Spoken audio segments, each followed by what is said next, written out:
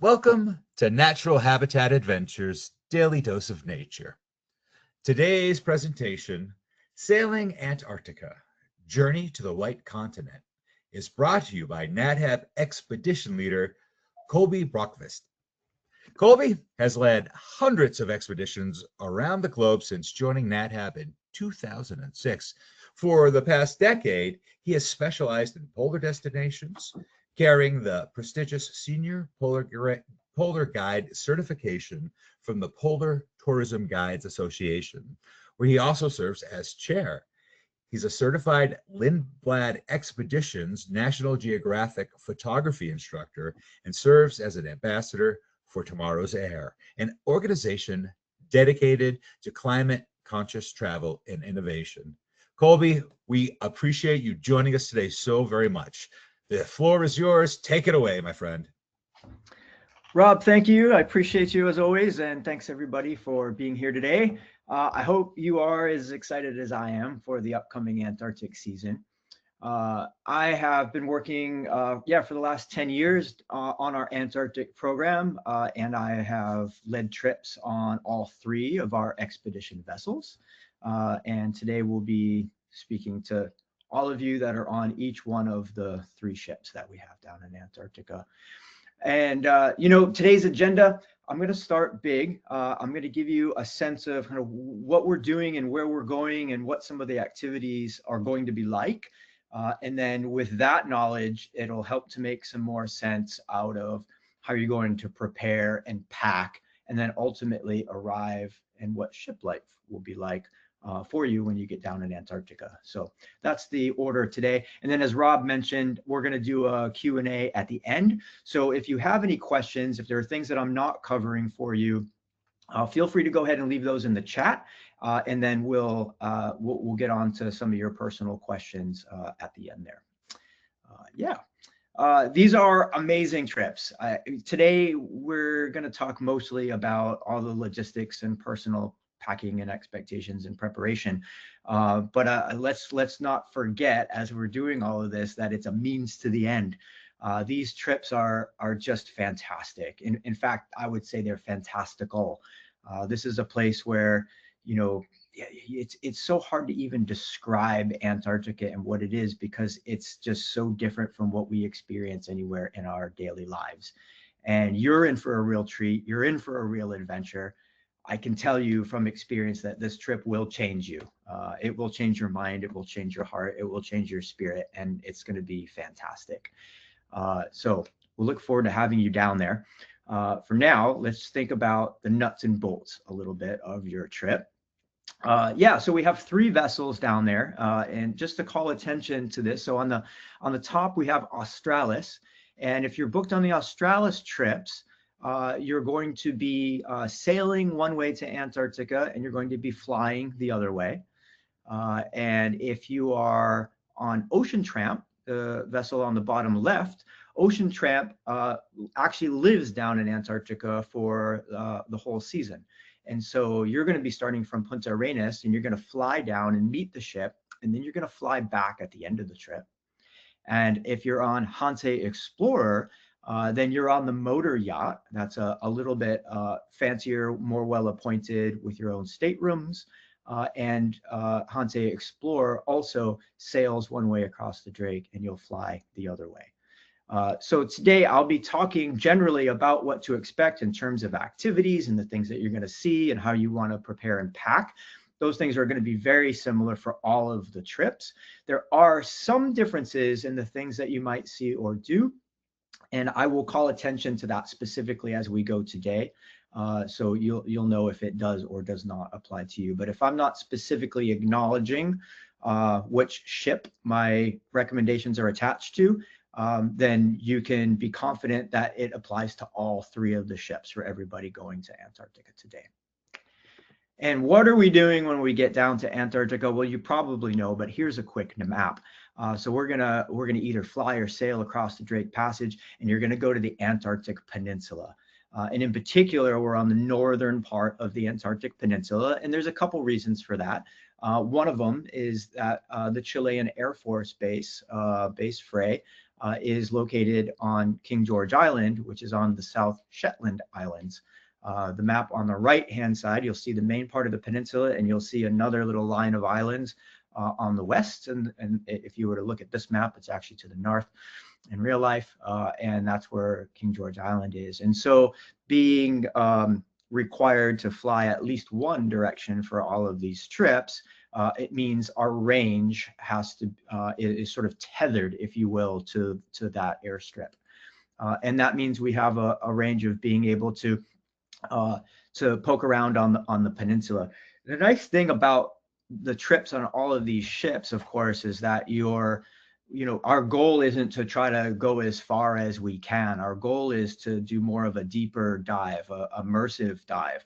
Unlike a lot of these big expedition cruise vessels that are there, we don't have to land 100 to 400 people at these landings. And so we could take advantage of a lot of places that are more intimate and special relative to what some of those cruise ships can do. And that means that we can spend a lot more time in a smaller area exploring more things and really getting to know those things. We can do stuff like go into special little codes for kayaking. We can take any one of these expedition vessels like up towards some of the glacial fronts. We can go to penguin colonies that are smaller in size than what some of these big expedition cruise ships go to. So our goal on these is not to range, but it's to really do a deep dive in there. With that said, Hanse Explorer being a larger vessel and having a whole bridge team, they can actually motor overnight. And so there is a chance that they might go a little further south, or maybe they tease into the Weddell Sea, or maybe not, depending on what the weather and the conditions and the wildlife is doing. And of course, between your expedition leader and the captain of the ship, they are looking at all of the safety and experience parameters that we have to work with and making choices that are going to benefit you and give you the most bang for your buck on your trip. And that's the case of any of those trips. So that's what you can expect. We're going to be on the northern part of the peninsula cruising around. In terms of conditions, what do we expect when we get there? One of the things that I find surprises people is that it's not as cold as you might expect. It's not to say that it won't feel cold some days. It can drop below freezing, but not much below freezing, actually. We have a maritime environment in a very cold place, but in the summertime. And so because it's summer in the Antarctic and because we have that marine influence on the northern part of the peninsula, temperatures are moderated relative to what you would find in the interior of Antarctica up on the ice sheet, or even on the far side in the Ross Sea. Temperatures may get as high as 50 degrees Fahrenheit, and they could get as low as several degrees below freezing, right? Really, it's the wind that gets us usually. We can often on a sunny day be out on deck, even sometimes in a t-shirt, watching whales or, just something, light like a flannel like I have on now. That's not always the case, of course, but those things can happen sometimes when we're at Anchorage on a nice day. But when the wind comes up, and of course we're on boats, then it can feel really cold. So when we're thinking about keeping ourselves warm, and you're going to think about packing your gear later on, yes, you want a lot of layers. You want some gloves and things. I'll talk about all of that in a few minutes here. But you're really thinking about keeping yourself windproof. So collars and sleeves and cuffs and, opening your jackets and this sort of thing. Your waterproof gear acts as a wind barrier, and we're wearing our waterproof gear all of the time when we go out on excursions. So your waterproof tops and bottoms want to be comfortable for walking around in the wind. Yeah, rain, wind, snow, all of these things happen at any time of the year. Even though it's summer down in Antarctica, you can still get those conditions. We can wake up some mornings and you can find snow to be on the decks of the boats. Like I said, other days you might be walking around in a penguin colony and have a t-shirt on. So it really can vary. You may not experience all of those things on your trip, but those are the things over the course of the season that we see all of the time. So we're not surprised to see snow. We're not surprised to have warmer days in the sun. anything is possible down in Antarctica. And so layers are going to be very important for you. I do want to talk a little bit about the activities before we get into the actual packing. Let's see, of course, sailing is one of the activities, right? And sailing ends up being the easiest for you because you can always just go down below deck into your cabin, and you can change out your layers. You can come back up on deck, right? But sailing is just fantastic because the scenery is incredible. A lot of times we'll be specifically looking for whales, or we'll be punching around in the sea ice, looking for seals and penguins, and just enjoying the glacial scenery. You can see in this picture here, these otherworldly icebergs with big arches and things. So we love to cruise and go find that stuff. And it's nice. You can sit up on deck. You can have a hot cocoa with you. There's always hot drinks and teas and snacks available. And the guides, we walk around, and we're wildlife spotting, we're talking with you and helping to connect you to the things that we're seeing out there. It's also fantastic for photography, being up on deck and big landscape images and this sort of thing. It's very, very nice. So pretty easy to manage yourself and your gear when we're on the boats, and that's one like really, really wonderful activity, is just spending an afternoon cruising. Then of course we'll be landing on Antarctica itself, and in Antarctica there's a variety of conditions that you can run into. Some of it depends on the site, and some of it depends on the time of year. So if you're there in the early December trips, you're going to find more snow, of course, because it's early summer and all the snow has not melted yet. By the time the end of the season trips show up, so notably those of you that are on the Hanse Explorer trips that happened at the end of the season, then, for instance, if you go to a penguin colony, a lot of those penguin colonies, you're going to be walking around in the mud and on, some rocks and uneven terrain rather than on perfectly white snow. Again, it depends on the site, depends on where we go, but those are some common changes that you can see during the course of the season, is a little bit less snow. So we'll walk around like you see these people dressed in this picture here, and they have waterproof outerwear, so tops and bottoms. They have these rubber boots on. I'll speak about the rubber boots in a few minutes. And this is nice because it's going to keep the wind off you. It's going to keep you warm, but we can also just wash these things off very easily when we get onto the boat. And then if you end up, getting some penguin guano on you, or mud or seaweed or whatever it might be as you're doing your excursions, we can easily just clean that off of all your waterproof gear. So every single time we leave the ship, you will be wearing your waterproof gear. Another thing about Antarctica, we think of it like, oh, it's its nickname is the Big Ice, the white continent, the Big Ice. Just because there's a lot of ice in Antarctica doesn't mean that we're going to be walking around on the ice all the time. We're mostly walking in snow, on dirt paths, and on rocks. Some of that can be wet, some of it can be slippery. It is possible that we encounter some ice here and there. Like I've had mornings where it's been cold at night, and we show up to land and there's a thin layer of ice, maybe along the shoreline where the tide has gone out, and then we go up onto shore. They can be frozen ponds, puddles, and that kind of stuff sometimes. But generally speaking, we're there during the summer and things aren't very frozen. So I mentioned that because some folks like to bring like little crampons or ice cleats or this sort of thing, thinking, oh, I'm going to be walking around the ice in Antarctica. And that's not the case. And there is no need for any type of spike that goes onto your shoes. You do not need to bring those. Then zodiacking. So zodiacking, the thing to know about zodiacs is from the 2 sailing yachts, you'll need to crawl down a ladder and get yourself into the Zodiacs. And then for all of the ships, getting in and out of the Zodiacs from shore can be a little bit tricky. And so we have safety protocols. We'll teach you the sailor's grip and the proper way to get out without dislodging the Zodiac from its place to keep everything stable. So we'll do some briefings to help you with in and out, but you need to know that you need to be mobile to get in and out of the boats. When we think about physical requirements in Antarctica, we're not really thinking about, oh, can I walk 5 miles or what it is. It's really about mobility and balance. None of the walks, none of the excursions are very long. because everything is frozen. You'll run into a glacier crevasses, or you'll run into a sea cliff, or something to this effect. So our walks are more like wanders, but you need to be able to navigate yourself in the snow. You need to be able to step up over boulders. In terms of the Zodiacs, you need to be able to get in and out over the pontoon. If the sea is moving around and waves coming in, you need to be able to maneuver yourself, of course, without falling in and getting wet or getting hurt or something like this.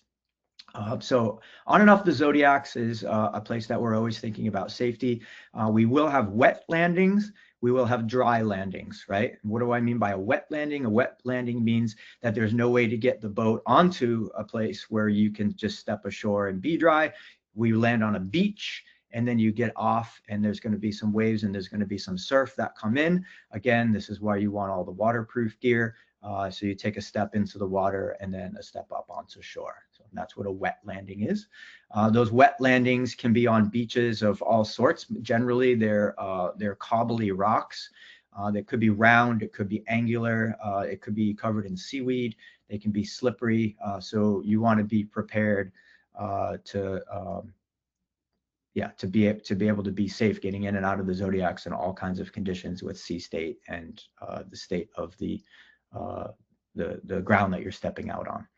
So you can expect that. Of course, we're always there to help you in and out, but we guides, like there's going to be one of us guides and all of the people from the trip on the shore.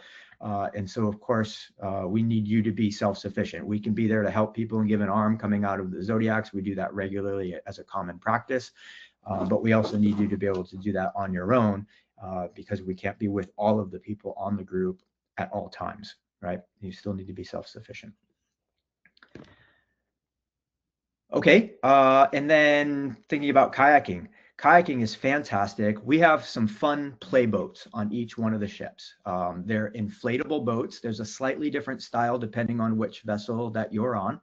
But they're all inflatable kayaks that you can either sit in or sit on top of and paddle around. We're not doing full day long expeditions. You don't need to know how to kayak or how to paddle. They're really fun play boats that help us in just a quiet, slow way experience Antarctica in a different way. Sometimes we have good luck with wildlife approaching us because we don't have a motor. And it can be really fun to look in some of the tidal zones, see what's happening under the water, and just get a different vantage on things. So all you really need in terms of kayaking is to have some good balance and mobility to be able to get into the boat from either the shoreline or from the main vessel, and then a little bit of upper body to paddle around. They're all can be set up, well, they all are set up for two people, so you can take turns paddling and taking pictures. And again, there's no technique, there's nothing to know. You can just get in there and paddle them around and have a good time. So that's what to expect when we're doing that. And then for those of you that are on the two sailing yachts, then we also have the option of camping. And in terms of camping, there's nothing that you need to bring that's any different from the gear that you would have on any other excursion. We have all of the camping equipment for you. So we have extremely nice winter mountaineering tents. They're very, very roomy. We have very, very thick, highly insulated pads for you, big giant expedition style down sleeping bags. This is the same exact stuff that people take up to Everest and Ama de Blanc and all of these things for big mountaineering expeditions. So you'll be very, very warm when you're there. And then we have liners to go inside all of that. So it's like a nice cozy little sheet that you can wrap up in. We have some other camp accoutrements that we'll bring out when you get there. But in terms of your own clothing and your own care, you don't have to think about bringing camping things from home or extra accoutrements. We're going to go camping once or twice on your trip. And it's not worth bringing specialized camping things because of the weight and space requirements that were allotted by the small airline that flies us back and forth. So we have you covered for anything camping wise. And then, of course, I just have to mention, since we're thinking about activities, of course, it's a NatHab trip, so we're always looking for wildlife down there. So we're going to see a lot of penguins. We're going to be looking for whales of all different types. You're going to see seals of all different types. This is a crab eater seal. We'll see those. We'll go look for the leopard seals, right? The big predator down south. So just want to acknowledge that, of course, we're focused on wildlife for so much of our trip. And with that, it brings us to gear and packing. So these are the important slides, I think, for you here today. What you'll be wearing is what the folks in these pictures are wearing that you can see. And it's gear that you may own at home, but it's regular, like ski wear, waterproof gear with a lot of layers. And the gear lists that are in your pre-departure briefing that NatHab Concierge has sent to you, those are good lists. If things don't show up on that list, you don't need it. So that will help you curate your own gear towards the weight and space requirements that you have for your luggage. Yeah, you don't need to bring extra things. In fact, I highly suggest minimizing what you have.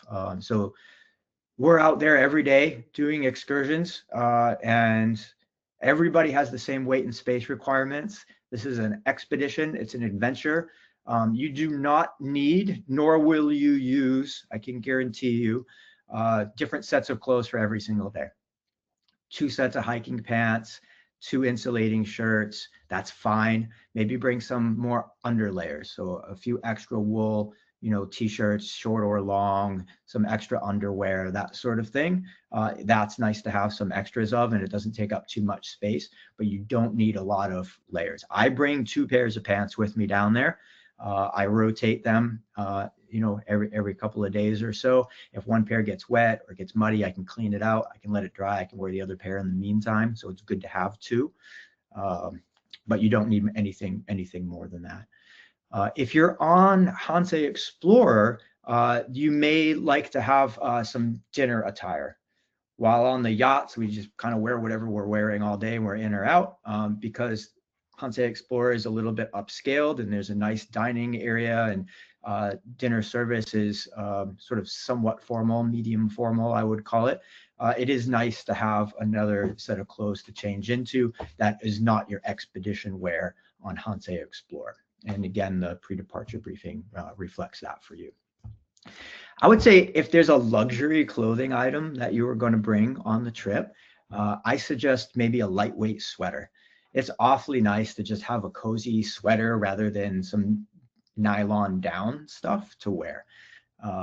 It's not necessary. You don't need it. As long as you have, all of your expedition, like kind of off the ship stuff, you can wear that on the ship and be completely fine. But it is nice sometimes at the end of the day to throw on a lightweight sweater and just feel a little bit cozy. Or on the nicer days, you can put on your sweater and a wool hat and grab a cup of hot tea and go up to the deck and watch the world go by. And it can be quite nice. Yeah, quite nice. Remember that storage space is minimal on the sailboats. So when you are thinking about packing, I like to sort of frame it out in my mind as these are the things that I need, and these are the things that would be nice. And I actually separate those things on my bedroom floor, on the bed, or however you're organizing your gear. And I pack all the things that I need first into my bag, and I make sure that the space and the weight is appropriate to that. And then as long as I have the things that I need that are on the gear list that NatHab sent you, then I can take a look at some of what I call the luxury items, like a sweater, things like this, and decide, okay, do I have room? Do I have the weight requirements for those things? And that might be clothing, or maybe it's extra books or electronics or extra camera gear, whatever it might be for you. But think about the things that you need on the expedition versus the things that are kind of nice to have on the expedition, and that will help you organize your packing for going down there. Yeah, okay. One other difference with some of the boats, if you are on Australis, we also have Mustang suits. So the woman that's pictured in the right in the orange, she is wearing a Mustang suit, and that suit is one piece that goes all the way down her pants are also that same one-piece big giant suit. These are float suits that are insulated and waterproof. And so anytime that you're zodiacking, then we use those on Australis. That's a requirement for the standard operating procedures. And if you choose to, you can wear them any other time. So some people, like in the case of this woman on this particular landing, it's most likely a very cold day. She has that Mustang suit on and she's just completely impermeable and warm. Similarly, a lot of people like to wear those on the deck.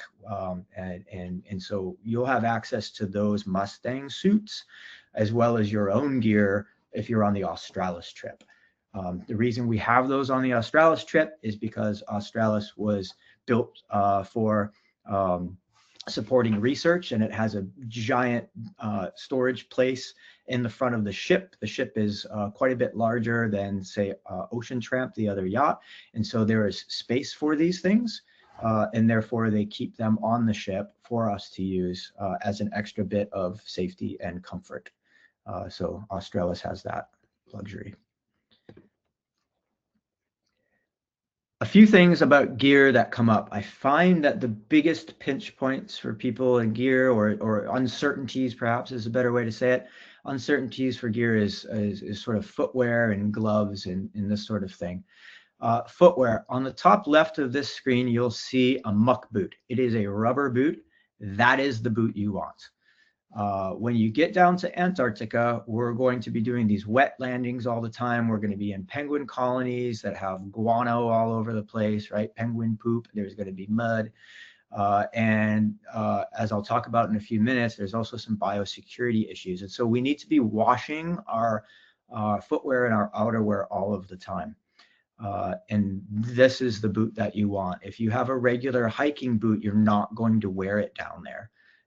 You don't want to get them wet. They get extremely dirty. They get really stinky, and the snow will be deeper than most hike boots, particularly early in the season.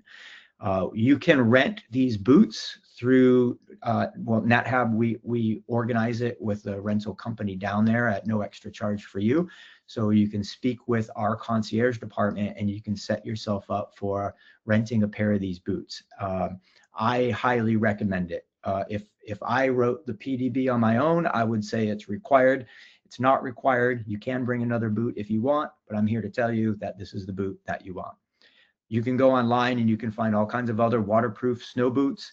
Some of those are okay. Some of them will be fine for most, but not all conditions. These muck boots are insulated, they're waterproof, they're easy to care for, and they are the boot that you want. So if you're not bringing your own, I highly suggest renting them, and we can facilitate that for you when you arrive either in Punta Arenas or Ushuaia. So those are about boots for excursions. The other shoe that you might wear down in Antarctica is something aboard the boat, right? So everything off the boat is the rubber boot. Everything on the boot on the boat can be some kind of nice soft boat shoe. The two that people prefer are these like these felt clogs, and preferably with a rubber sole, not a felt sole. And then that'll allow you to just walk in and out of the ship. You can go out on the decks. You can walk around. If it's a little, damp up there from the waves or whatever it is, then it's fine. You can come back down into the boat. So it's nice to have those boat shoes to go in and out. Similarly, some people like Crocs. Crocs are also just as easy. They're very, very light. They're really cushy. They feel very nice. They're great for the decks of the boats.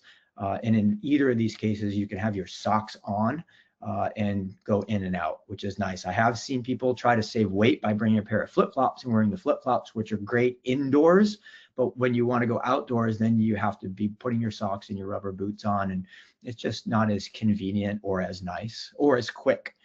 Imagine you're downstairs, reading a book as we're sailing from place to place and whales are spotted. You want to be able to go right upstairs. Having these extra pair of slippers, you just walk right up on the stairs. You don't have to mess around with your outer boots and that sort of thing and go out. So I highly recommend bringing a pair of this type of slipper on the ship with you. In Antarctica, those are the only two pairs of footwear that you will need. If you would like, it is nice, of course, to have something else for traveling down back and forth to Antarctica, and for the day that we spend walking around either in Ushuaia or Punta Arenas, depending on your itinerary. For that, you can consider a lightweight pair of hiking boots, or you could have like a trail runner type sneaker. Either one of those would suffice. And yeah, I would just leave it to you. I usually bring a trail runner because I find that they're lighter and it's a little nicer to walk around town and be going through the airports with the trail runner rather than having a hiking boot. So my 3 pairs are a rubber boot, a boat slipper, and a pair of running shoes is what I bring. Okay, on the bottom, you'll see gloves. And those of you with a discerning eye will see that there's 2 gloves pairs that are the same in the center. And that's because I suggest that you should bring 2 pairs of mid-weight gloves.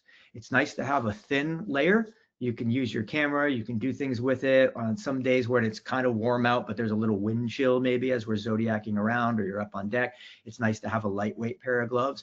Similarly, it's nice to have a heavy pair of gloves with a big gauntlet on them. So, you could be really, really warm on the cold days. Imagine it's a cold day with a lot of wind and we're sailing and you want to be up on the bow looking and enjoying everything that's there. It's nice to have that big glove on. And also people that just tend to get cold, if you have poor circulation in your hands, you on even a normal Zodiac ride on any day, you might prefer to have a big heavier glove on. In other times, I would say most of the time for most of the people, a mid-weight insulated glove is the way to go. Ideally, all your mid-weights and your heavyweight gloves are waterproof, ideally like a ski glove. I bring 2 pairs of mid-weight gloves because we're out there, we're doing things, we're zodiacking, you could take a slip and fall in the snow, like whatever. It could be raining out, right? We go out in the morning, it can be raining out, you get all wet, and then we come back for lunch, you're going to go out again and do something different in the afternoon. You don't want cold, wet gloves. And so having a second pair of mid-weight gloves to throw on is very, very useful. So I bring 4 pairs of gloves with me. That looks like this. So the thin insulating layer, then 2 mid-weight pairs of waterproof gloves, and then 1 heavier waterproof glove. That's how I pack. A couple other specific gear things. In the top right, you'll notice that I put headphones and earbuds. This is for specifically the Drake Passage people. I would say this is a must to have something.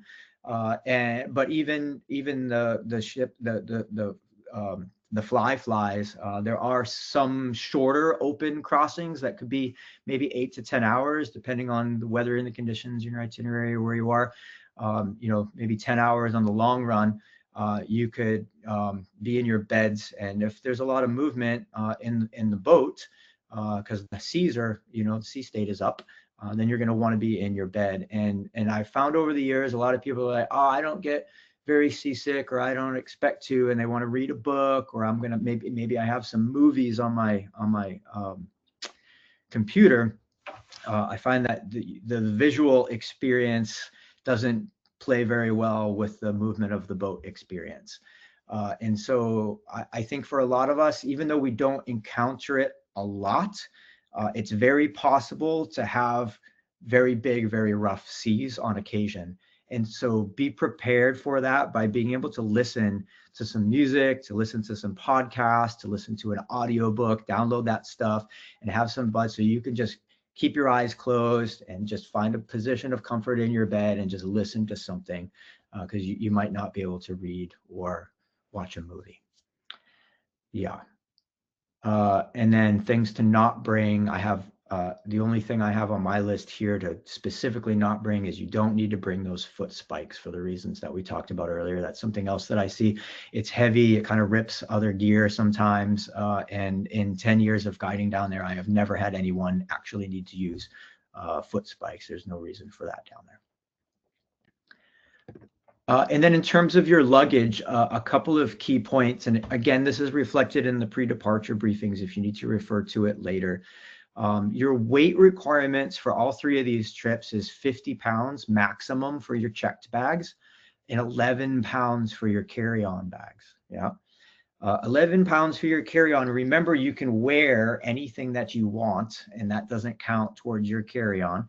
And you can have things in your pockets. So if you're a photographer like me, maybe you throw an extra couple of things in your pockets if they're going to weigh your bags. They rarely will weigh the carry-on bags, but when they do, they're serious about it. The biggest place that I've seen where we have had that experience of our carry-on bags being weighed is more likely to be on the Hanse Explorer trip when you're flying in and out of Puerto Williams. That airport will usually weigh your carry-on bags, and that's because it's a very, very small plane that goes between Punta Arenas and Puerto Williams. And so they're concerned about weight and balance of that very small plane. Otherwise, I wouldn't stress over it too much. If you can be in the ballpark of the 11 pounds carry-on, you're going to be okay. And to be honest, people are often overweight going back and forth because there's just a lot of gear required, and the airlines appreciate that. At the same time, it is the regulation, and you should be prepared to meet the 11-pound requirement if you need to. In terms of your baggage, the two bags on the left are fine. So on the left is an example. It doesn't have to be a Patagonia duffel, but as an example, it's a duffel bag. I love ones like these Patagonia bags. There's plenty of other brands too, but you know they're basically waterproof. They're highly water resistant, right? They can be out there in the rain. They can be out there in the snow, which is I think really important because sometimes. Well, all the time, our bags get transferred in King George Island back and forth. It's a mile from the airstrip down to the beach, and then they go on Zodiacs over. And so the Russians, when they're moving all of the gear, you know, it could sit outside for a while before it gets loaded. And these flights that we're on, there are going to be other groups that are moving in and out of these charter flights. And so it might be a pile of luggage outside over here for half an hour, and then they're going to move someone else's, and then they come and they move ours. And so those guys manage that. And it's nice to have something that can be weather resistant for a short period of time. The duffel bags are really nice because when you get on the ships, you can just roll those duffel bags up and then they go in storage. Similarly, you can get a duffel bag if you don't want to have to carry your whole 50-pound duffel bag. Then they make those with wheels in Patagonia and Eagle Creek and Osprey. Like, you know, again, there's a lot of different brands. This shows an Eagle Creek one. That's nice because, again, it's that rubberized material and you still have the nice compression straps to go down.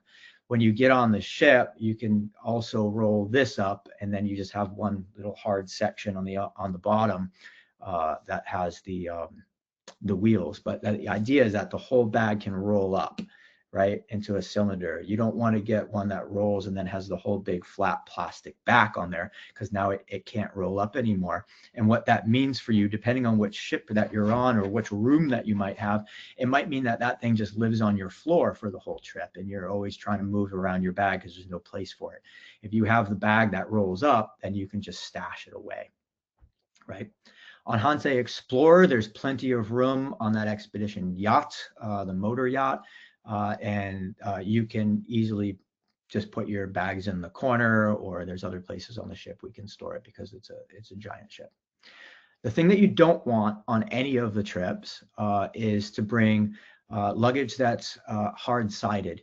And I'll qualify that to say, like, there are some things that are maybe not hard plastic, they're fabric, but they have a shape. The critical aspect is that they can be rolled up and stashed. So if you can't fold up into a small bundle your luggage, then it's the wrong one. So that's why you need these duffel bag ones, right? Otherwise, again, you're going to have that big thing of luggage is going to just sit with you in your cabin and in your room, and they're quite a lot to deal with for 12 days being on the ships. And then specifically the airlines on the Hanse Explorer trips, would disqualify your luggage if it's a big block like that. Again, because of that flight between Punta Arenas and Puerto Williams, it's a requirement that you have the rolled duffels or the foldable duffels. Anyway, I think I beat that one to death. You want to have the appropriate luggage. Okay, a few more slides for you then. Check my time. 12. Yeah, good. A few more things. So these are the airports you'll fly into. On the left is Ushuaia, and on the right is Punta Arenas. They're both very, very small. I know some people have concerns in the past about, oh, how will I be able to, find and meet the person in the airport that's going to be delivering me to the hotel. They're very, very small places. That person is going to be wearing NatHab logo. They're going to have a sign that says NatHab World Wildlife Fund on it, and that sign is going to have your name on it. So there'll always be a driver there to pick you up. The expedition leaders, we usually like to come pick you up at the airport. Sometimes there might be, pre-trip planning, logistical things. If I'm loading stuff onto all our gear onto the ship and I can't make it to your flight, but generally speaking, we try to make time in our schedules to meet you. Either way, there will be someone there to meet you with the NatHab things, and there's going to be a NatHab signed van in the parking area outside of the airport. So when you walk out of the arrivals area, you just look for the person right there at arrivals with the sign indoors. That's where that person will be. A couple quick notes about sort of entry and exit from these places. If you're entering through Punta Arenas, your trip starts in Punta Arenas, you're going to come through Santiago first. When you go through immigration and customs in Santiago, they're going to give you a slip. It's called a PDI slip. You need to hold on to that slip because they're going to want to see that again on the way out. They're not very clear about that. They just kind of give you the ticket and then you're gone. So I'm here to tell you, you need to hang on to that ticket, and that will make your exit easier later on at the end of your trip. And then for both of the trips, when you leave the South American continent, then there may or may not be customs. In and out of Punta Arenas, Chile likes to change the rules all of the time. Mostly it's a geopolitical statement that if they change the rules all the time, they're clearly in control of the border of Antarctica, which they lay a claim to. So sometimes we'll go through and have to check in or out using our passports. Other times we won't, but you'll be with your group, you'll be with the guide, and we'll do that together. And it is always a very easy process on the way in or on the way out from Antarctica. They might just want to see your passport and PDI slip. From Ushuaia, if you're sailing in or out of Ushuaia, then we go through immigration and customs when we arrive. And it's the ship captain that organizes that for us. And so we just kind of follow along with whatever, we have an agent and a broker for customs and ships coming and going from Argentina, from the continent. And so the captain is arranging when we'll meet with customs. And so at the welcome dinners at the beginning of your trip, we can at that point we'll know, and because it's much closer, of course, to our actual trip dates, then we'll know at your welcome dinners what to expect in terms of customs and getting checked in and checked out. But again, it's usually a very easy process. It's just a matter of where and when and how that'll work, and we'll arrange that for you. Yeah, it's very helpful when you're coming in and out and we're traveling, we're moving around from place to place. If you have the NatHab luggage tags on your luggage, it helps immensely to identify you at the airports, to make sure your luggage goes to the place that it's going to, that it shows up in your rooms when it's supposed to, that it doesn't get lost on King George Island somewhere because it's unlabeled. So NatHab Concierge has sent you those luggage tags. So please make sure to put those luggage tags with your name on it at the least on your bags. It's very, very helpful. And then lastly on this slide is, do you need money? Do you need Chilean pesos or Argentine pesos when you're there? There shouldn't be any reason for you to need that. You can pay using a credit card, anywhere in both of these towns. They're very used to tourism, and so that it shouldn't be a problem. There is the one caveat of if you're arriving early or staying late in Ushuaia, there are some cabs that take credit cards and some cabs that take only cash. So if you want maximum flexibility with maybe going up to the Marshall Glacier or doing things on your own, a little bit of Argentine cash could be useful for handing that over to the taxis. Otherwise, if your Spanish is good and or work with the hotel concierge, you can organize a taxi that will accept your credit cards. Yeah. Okay. Let's see a couple things about the Drake Passage. It's quite a thing to experience the Drake. We go sailing. It's going to be 3 days on Australis or 1.5 days on Hanse Explorer. It's absolutely amazing out there. And you've heard about the Drake Passage. It's legendary, if not notorious, for its big seas. But I can tell you that it's not always it's not always dangerous. There's the Drake Lake and the Drake Shake, right? We've gone across plenty of times when the Drake is pretty flat and we're out up on deck and you can watch the albatross go by. There are other times when the seas can be up, and depending on the person, you may or may not get seasick. Not everybody gets seasick. If the waves are kind of peaking and there's a lot of chop in the water, then oftentimes we just spend our time during the transit, most of the time, in our beds. It's the easiest and safest place to be, particularly on Australis, which is a smaller vessel than Hanse Explorer. There can be a fair bit of movement, and so it's physical. You're kind of hanging on to stuff and you're working with the waves when you're up in the wheelhouse and we're watching birds, and at some point it's like, I need a little rest. It's a lot of work. So you go downstairs. We're never going to march out into the Drake no matter what. The captains on both of those ships monitor the weather, as do we expedition leaders, and together we make a decision when we're going to go, how we're going to go, and at what speed we're going to go. And so we'll make sure that we're missing the heaviest part of any storm systems, or if there's any like giant waves, things that could be an unsafe or just, experience that we don't really want to have. Then we just slow down or we speed up, or in some cases, we'll just leave a day early or leave a day late, and make sure that we're in conditions that are going to be good for crossing and not scary. The idea is to have a good time and appreciate it and access Antarctica. It's not to put ourselves into some risky situation. So I think that's worth acknowledging, that we're never going to put you in a dangerous situation in the Drake. I will mention quickly some of the medications. So Dramamine or Gravol is the typical over-the-counter medication. It's nice to have some that's drowsy and some that's non-drowsy. If you get a little bit seasick and you want to use these pills during normal transits, then it's nice to have the non-drowsy stuff so you can still feel good but be up on deck and participatory. There are other times when it's just nice to go down and be sleeping. Like we can have storms and we can get bounced around a little bit sometimes, needing to get from place to place. And in that case, having some drowsy Dramamine is really nice, because then we can feel good and we can just sleep a little bit. So I recommend both. There's also scopamine, which you would get prescribed from your doctor. And that's fine. I'm not going to talk anyone in and out of it, but I can tell you that most people do not need scopamine. There's sort of this idea of like, oh, I'm going to get the strongest thing possible.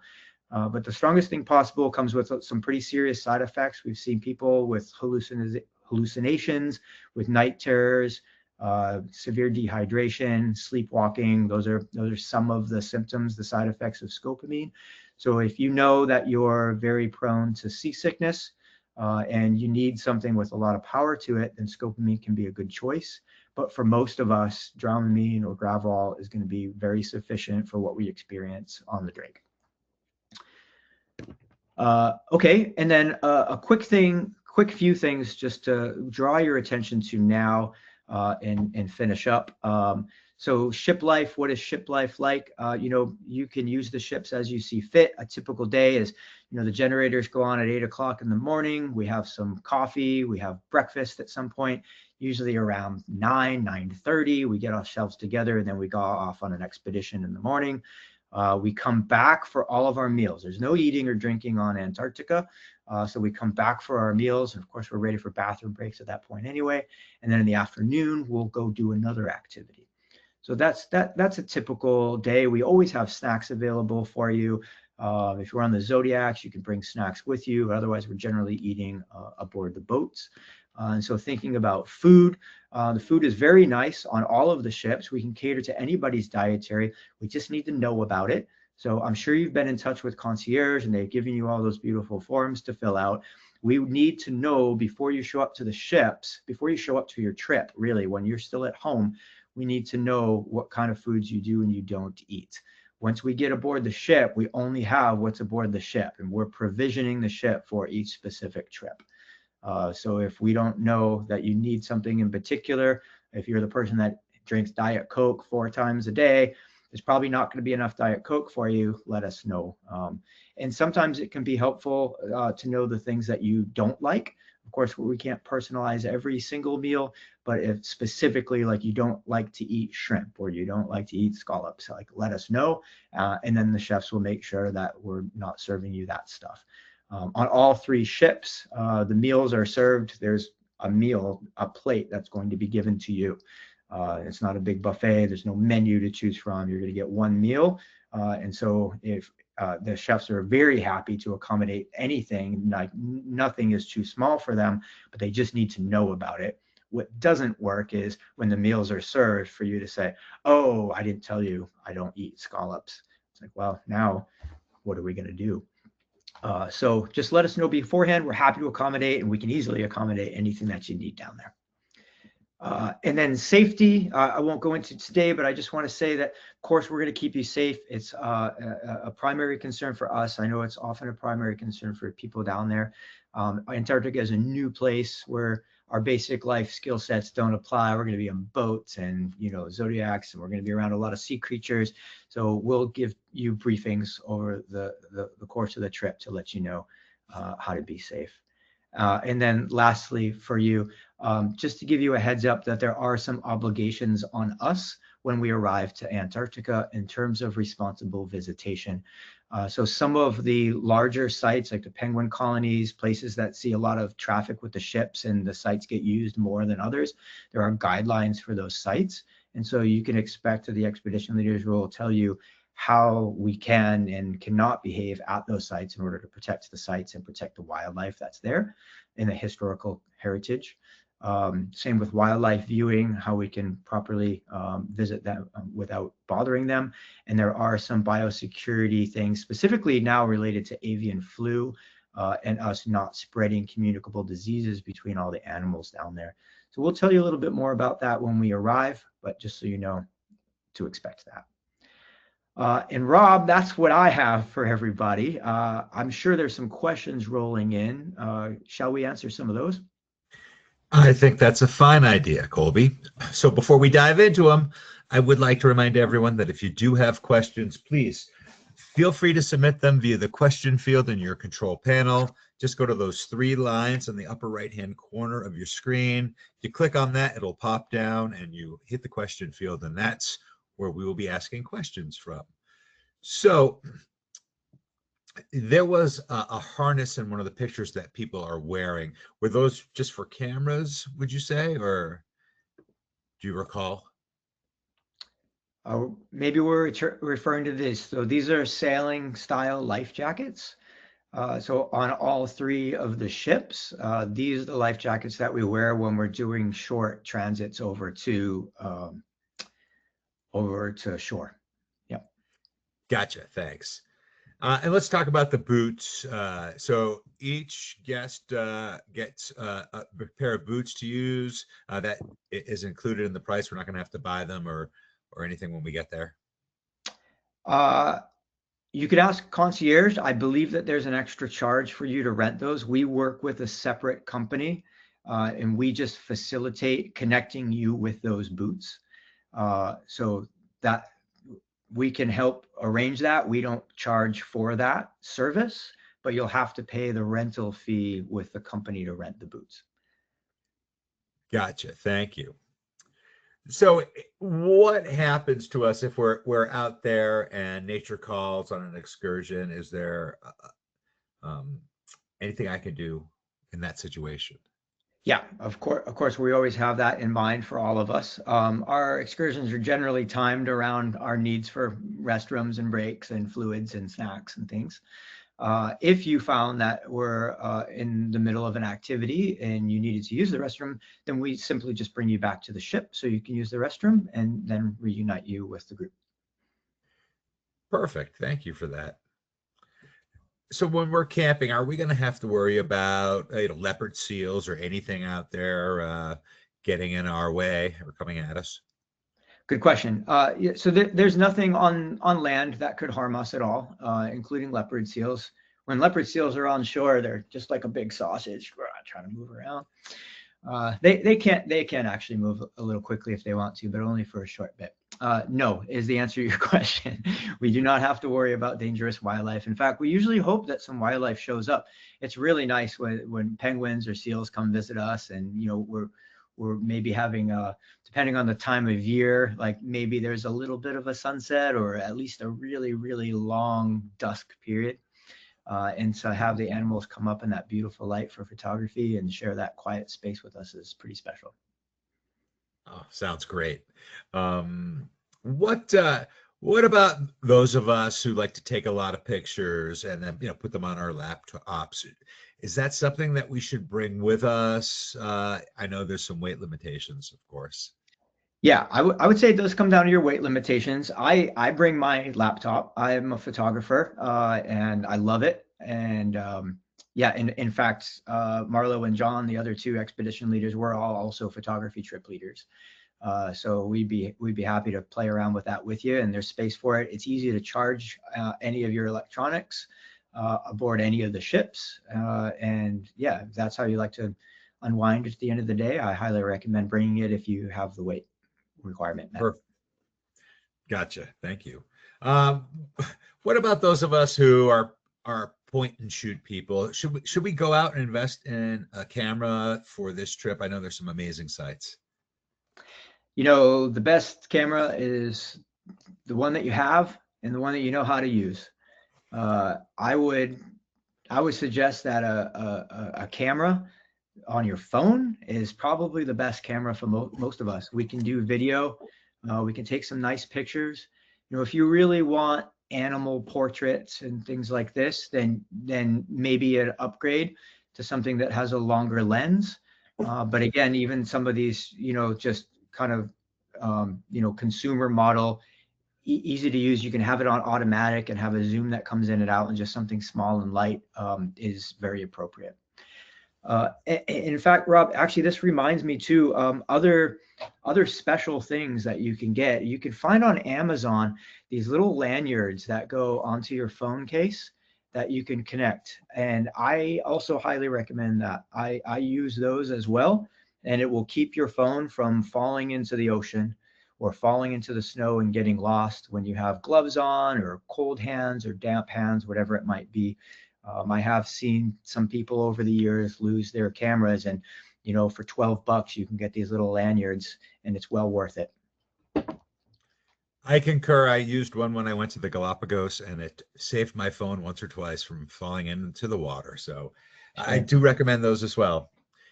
So let's talk about the climate. We've had a few questions about what the climate change has affected the area over the last decade or so. Are we finding more warmer days there? Is it something that we need to be concerned with, not just on the trip, but in general?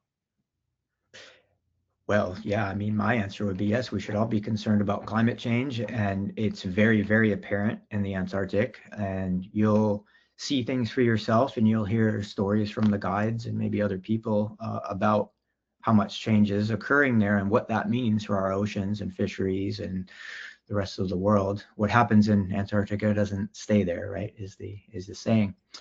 Uh, In terms of your own planning and packing, again, the gear list that's on there is appropriate. We can have warm days down there, as I mentioned earlier, but we also still have plenty of cold days, plenty of cold days. So you want to be prepared for all of it. Gotcha. Thank you. And you also mentioned that it was easy to charge our devices on the ships. So are there going to be outlets in the cabins, and is electricity there? Is it going to be 24 hours if all things go well? Yeah, these are all great questions. So on every ship, you have the ability to charge anything that you need to.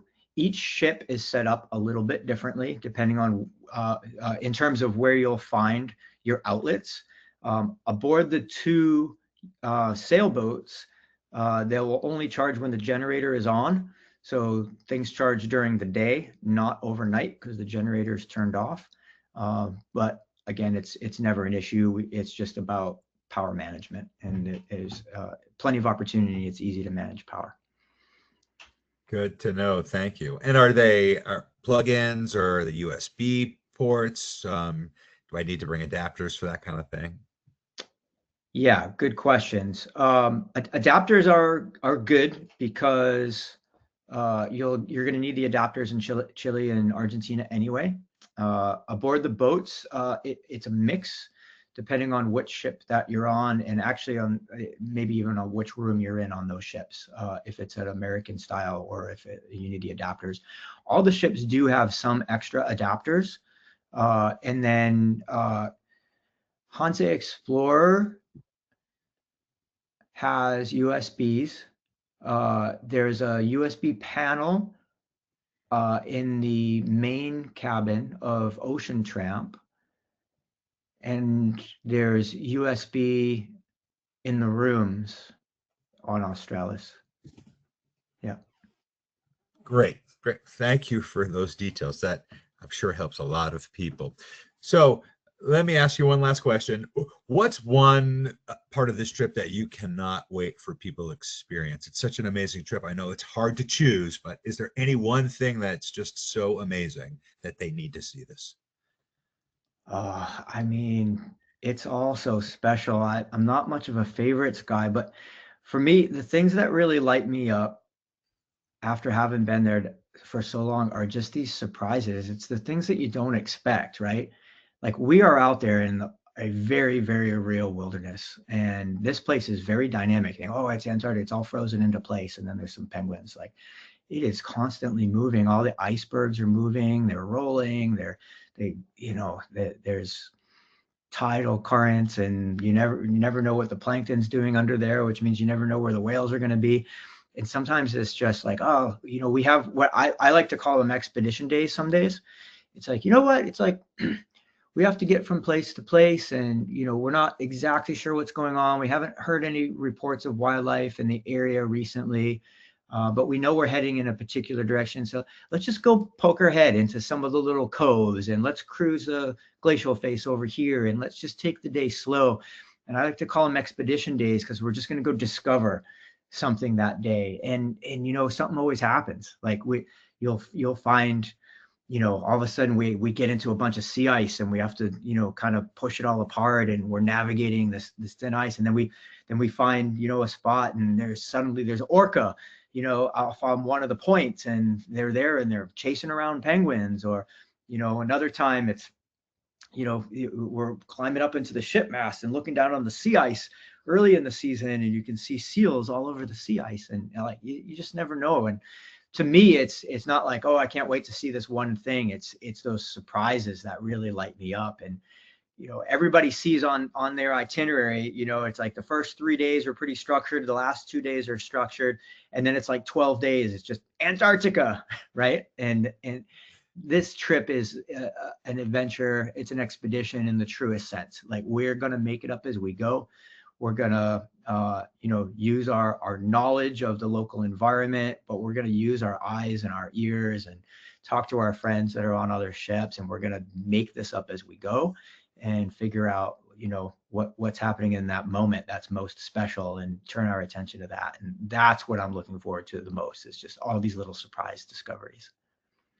That sounds amazing and inspiring. That it's like being an old-time explorer, discovering land for the first time. It sounds Yeah. amazing. Oh, without the scurvy. Yeah, it's gonna be great. with a top-notch hotel and food right with you, right? All right. Well, Colby, that's just about the last question that we do have time for today. So I'm going to throw it back to you for any closing comments you may have for us today. Well, hey, thanks for being here, everybody. I'm sure you're looking forward to this as much as I am. It's going to be amazing. You know, all three of these ships are just fantastic, and you know, yeah, Antarctica is something special, and you'll see when you get there. I can't describe it, nor will you even be able to describe it to your friends when you get home. And I'm really happy that you signed up. I'm happy that you're taking the time and the energy to do this. It's going to be so worth our time, and it's going to be an amazing expedition down there together. It'll be a real adventure. I'm happy you're here. Colby, thank you for taking this time to present for us today. And I'd also like to thank everyone who tuned in today. So if you are interested in information on how you can travel to Antarctica with NatHab, please give us a call at 800-543-8917 or send us an email at info@nathab.com. Our adventure specialists are happy to help you out. Join us tomorrow for our next daily dose of nature.